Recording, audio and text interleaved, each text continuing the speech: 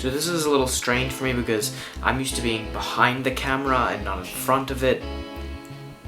Let's do this.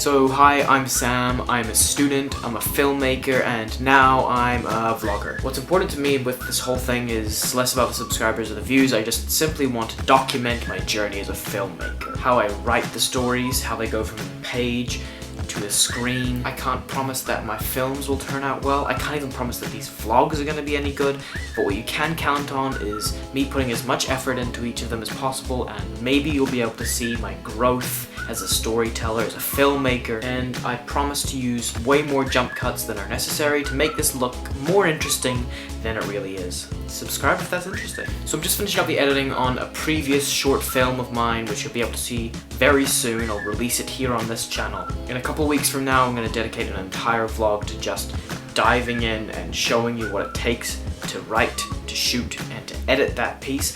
But for now, I kind of want to talk about something that's on my mind. I'd like to spend a little bit of time every vlog just kind of talking about different aspects of filmmaking. I don't intend to answer any of the questions that I'm about to present, but I think it's important to think about these kinds of things. So today I'd like to talk a little bit about film interpretation and nuance. A lot of what we know about nuance in literature was taught to us in our English classes. It's the idea that symbols and themes were written in intentionally, and the way that the reader is supposed to interpret it is the way that the author intended it. The ability to interpret a work to a higher degree than, say, the layman is someone that we would call a film snob. You know, that one person who can walk into Ballet Mécanique or an equally arty film, walks out and completely understands what the author was trying to say. And that's the danger with nuance. It will confuse a viewer. It will leave them frustrated unless it's done well. That's why films are so filled with clunky exposition. We would rather play it safe and appeal to the lowest common denominator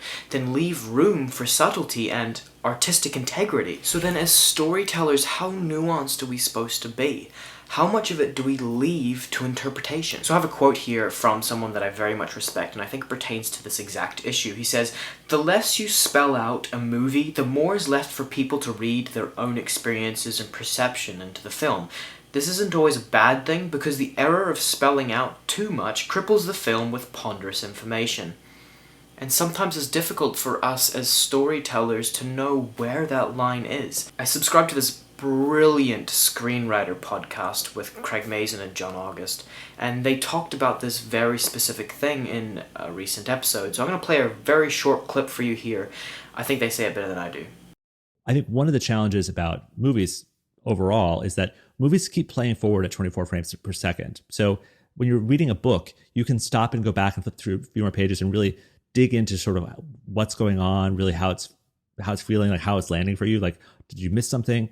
Movies just keep chugging along. So if you're sitting in a dark theater, it has to make sense the first time through. And because of that, sometimes things can't be quite as subtle as they would be in a book. And that's a fundamental nature of movies. You can make the argument that if you create a piece of art and 2 out of 10 people understand it and 8 don't, that you shouldn't change it because you've made it for those 2 people. Mm-hmm. The thing is, for what we do, we don't have that luxury, because people have invested not our money. We're not paying for it. Other people are paying for it, and they don't settle for that.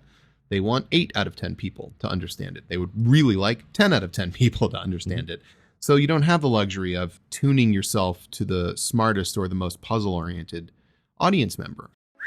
So what do you think? Do you think it's more important to play it safe with our exposition or leave room for that integrity? Let me know below. If this has been interesting to you, then definitely subscribe. I'll be doing more stuff like this. Just so you know, next week is going to be a little bit more hands-on. You'll see the behind the scenes of my previous short film, and I'll go through the script, pull it apart, look at the nuances and the different interpretations that people can bring to the film. I will see you in 2 weeks.